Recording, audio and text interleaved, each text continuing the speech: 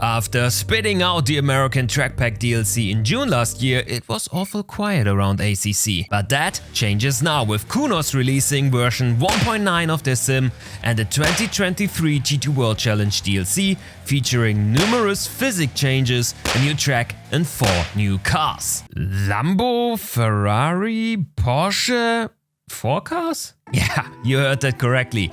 There are 3 brand new ones and 1 kinda new car in the pack.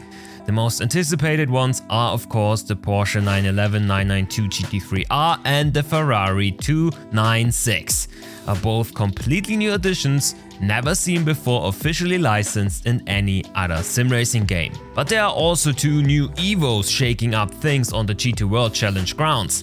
The Lamborghini Huracan GT3 Evo 2 rolls right off the tongue. And although no one expected it, the Spanish Inquisition, no, the Mercedes AMG Evo, which is not a completely new car but was overhauled under the hood with completely new data provided by Mercedes, which by their own called this upgrade Evo 1.5. And if you want to upgrade your YouTube game, subscribe to the channel and always stay on top of all sim racing.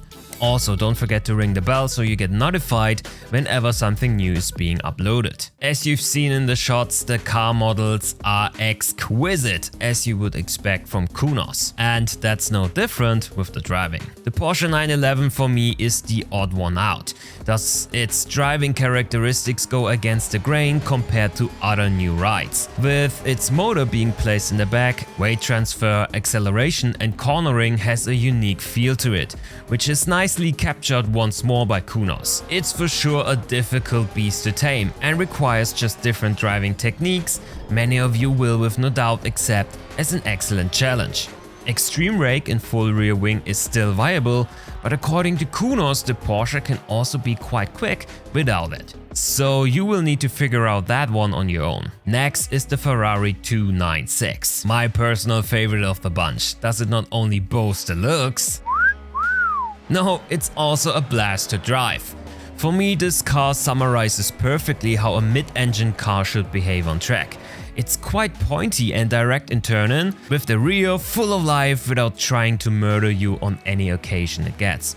Driving the Ferrari is a well-balanced act of risk and reward, which is just addicting. The only downer for me with this one are some of the sounds. The prancing horse is quite bubbly on downshifts and makes a strange squealing sound when you step on the brakes.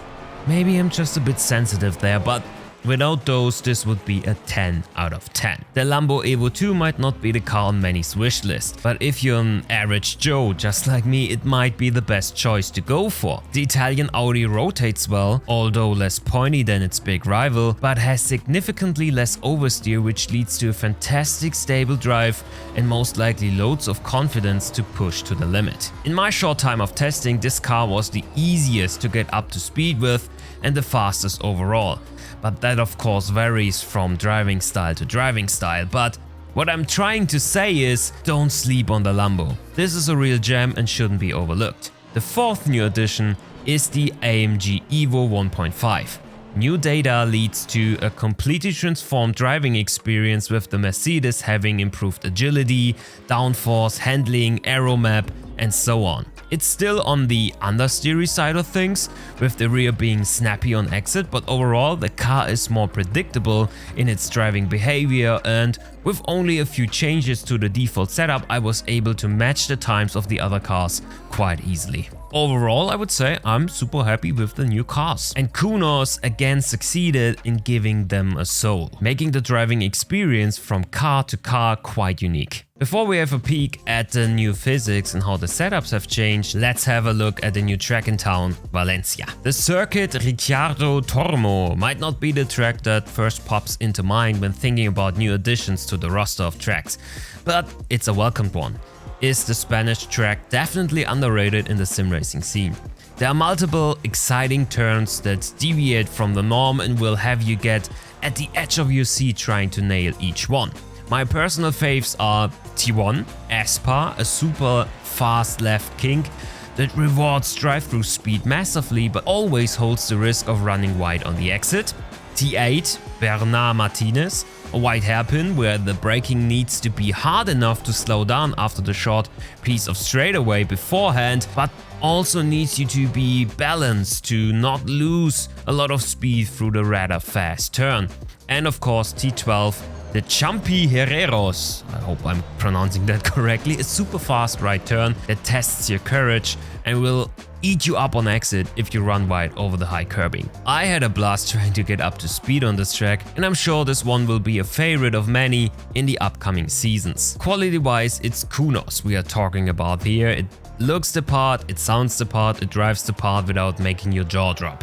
Just a fine addition overall. Okay, now let's go briefly over the physics changes and what that will mean for the setups. The big target of ACC version 1.9 were the Mickey Mouse setups. So setups that produce extraordinary results without being particularly realistic. And if you can't imagine how those Mickey Mouse setups work and if they're even worth it, check out this video where I tested the board setup that made my jaw drop on how much quick I became in no time. But as I said, Kunos is tackling them now and made corresponding changes. The biggest of them might be the new higher range of viable tire pressures that now ranges from 26 up to 27 psi. Lower pressures will give you more tire flex and grip, but will lose stability quickly in faster turns, leading to less precise cornering. The negative toe and camber hacks are allegedly a thing of the past as well, with temperatures being more affected by those settings. Heat generation and tire flex are calculated differently now, which opens up more exciting setup decisions. Are tire pressures and heat generation traditionally super important in ACC? Further, bump stops have been revised as well, with the compression not being infinite any longer, but rather stopping after 20 to 30 millimeters of range. So exploiting soft springs should be a thing of the past as well. Also changes to the dampers, the FFB and the electronics were added that will make ACC a completely different driving experience, which is why I recommend you pick it up again to see for yourself if the changes suit you or not. Personally, I would say it's too early to profoundly say how all of those changes will affect the online play. But my first impressions are quite positive. After 1.8 lost me a bit, 1.9 feels a bit more comprehensive and direct. So I'm in good spirits that LFM will have me back in no time. I'm also thinking about doing a version 1.9 setup tour, so beginners that don't want to go to Harvard for 6 years to learn how setups work can easily get the handling they want out of their car with a few clicks. If you're interested in such a video, let me know in the comments down below. And if you want to see me race that new DLC against some of the best content creators out there, maybe check out the VOD of our latest live stream, and maybe you can then cast your final verdict whether to buy the new content or not. But that's it from me today. Thank you so much for tuning in and see you next time around. Cheers!